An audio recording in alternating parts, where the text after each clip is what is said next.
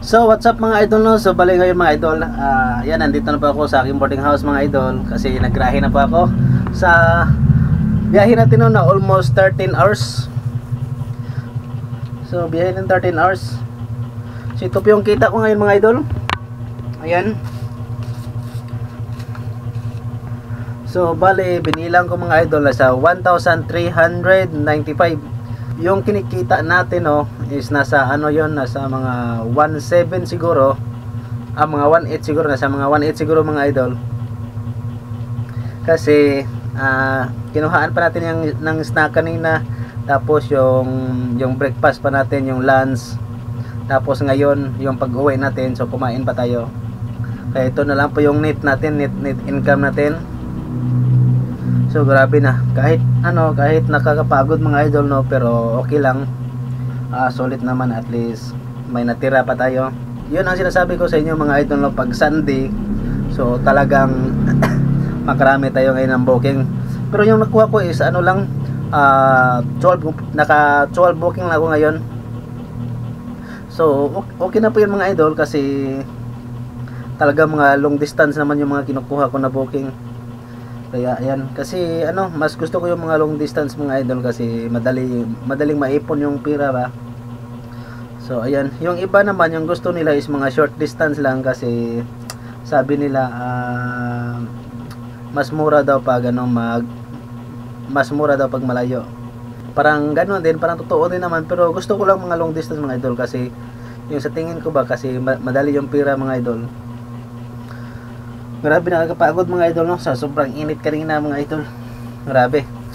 Okay lang kahit pagod tayo, pero at least nagkaroon naman din tayo ng may net din, ayun no.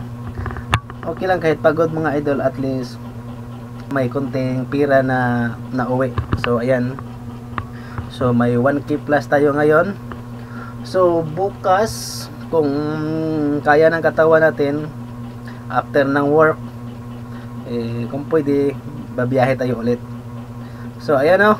So bali, yung eco-wins ko kanina 300 plus, hindi po yun naubos, kasi sabi ko kanina sa intro sa vlog natin, naubusin natin yung 300 plus. Hindi ko alam kung ilang yung basta 300 plus yun. Pero yung natira is 66 na lang. 66 na lang po yung eco-wins. So hindi ko na naubos mga idol, kasi sobrang pagod ng katawan ko mga idol. Yan. So close na natin tong apps mga idol, kasi nasa bahay na tayo. Ayan. So thank you Lord God no, na safe yung biyahe natin ngayon, at saka maraming salamat din sa booking natin. Thank you Lord. That's all mga idol no. So ingat po kayo sa biyahe mga idol. At syempre, wag yung kalimutan no, bago kayo magbiyahe, syempre magdasal kayo mga idol. So para naman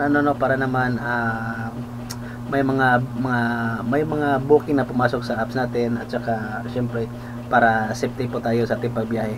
Alright no. So thank you so much. And then thank you sa mga bagong subscribers natin dyan. So bali malapit na po tayo mag 4,000 subscribers mga idol. Ano na lang, siguro na sa mga need na lang siguro mga 8 katao nga mag-subscribe para ma-reach na to ang 4K subscribers. So alright, babus, thank you.